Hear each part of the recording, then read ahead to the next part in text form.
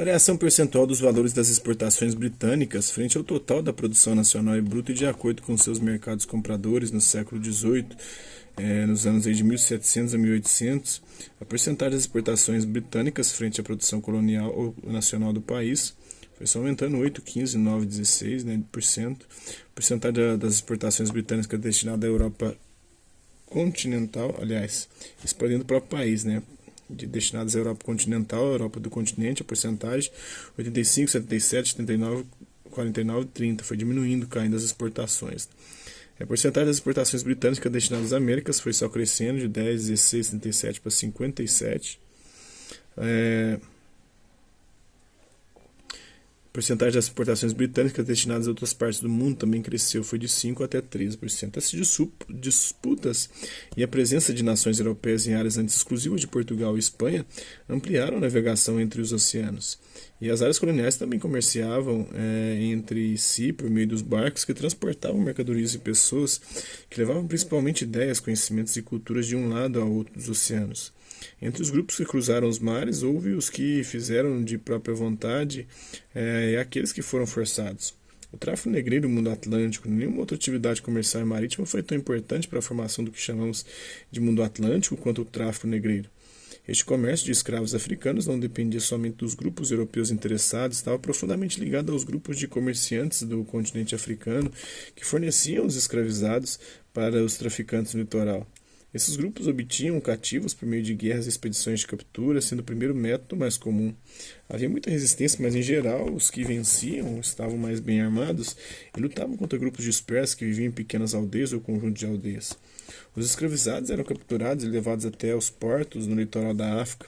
Lá homens e mulheres ficavam no armazém, esperando o comprador chegar no navio. Uma vez adquiridos, eram contados e registrados, já que se tratava de um negócio. Então, eram embarcados nos navios negreiros, conhecidos como tumbeiros. Muitos escravizados não aguentavam as condições desumanas e os maus tratos e morriam durante a travessia do oceano. No plano do navio negreiro, podemos ver como esse tipo de barco era projetado. Tem uma caravana levando africanos escravizados em Angola do século XVIII. Os próprios negros se escravizavam, né? Os navios negreiros traziam os escravizados da África para as Américas juntamente com produtos diversificados. Ao sair dos portos do continente americano, a embarcação levava mercadorias para a troca comercial, gêneros alimentícios, algodão, aguardente, tabaco. Muitas vezes a viagem começava na Índia, comprando os tecidos conhecidos como panos de preto, que eram trocados por escravos na África para serem depois trazidos ao Brasil, onde desembarcavam.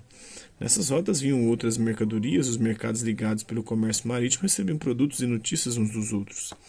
As trocas de mercadorias por pessoas escravizadas eram constantes. Em épocas mais distantes, poderiam significar entradas semanais de africanos em portos brasileiros e saída de navios em direção à África e ao Oriente pelos mesmos portos. Aos poucos, essas áreas abrangidas pelo tráfico negreiro vão formando uma verdadeira rede de comércio interligada pelos oceanos. Portanto, as regiões da África envolvidas com o tráfico de escravos, as áreas da América que recebiam esses cativos africanos e aquelas do Oriente envolvidas com a venda de produtos para os traficantes negreiros estavam em permanente contato. Mas de todos os habitantes dessas áreas foram as populações africanas as que sofreram com o tráfico. Milhões de homens e mulheres da África foram separadas de suas famílias, retirados de suas aldeias e colocados à venda.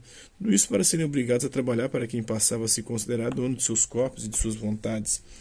E assim, forçados a executar diferentes atividades, construíram a riqueza de senhores nas Américas, na Europa e ainda dos comerciantes que atuavam no Atlântico. Cerca de 2 milhões de escravos saíram, 2 milhões de um lugar da costa, lugares de origem na África, dos escravizados trazidos para as Américas. 2 milhões, 250 mil, 1 milhão e meio, 2 milhões, 250 mil, 750 mil, 3 milhões, uma parte, tem uma outra parte de 1 milhão. Então é isso aí. Esse é um pouco aí da história da África. Espero que vocês tenham gostado do vídeo, do tráfico negreiro do mundo atlântico. Quem curtiu, dá um like, quem não curtiu, dá um dislike. Hasta la vista, bibis, e até a próxima.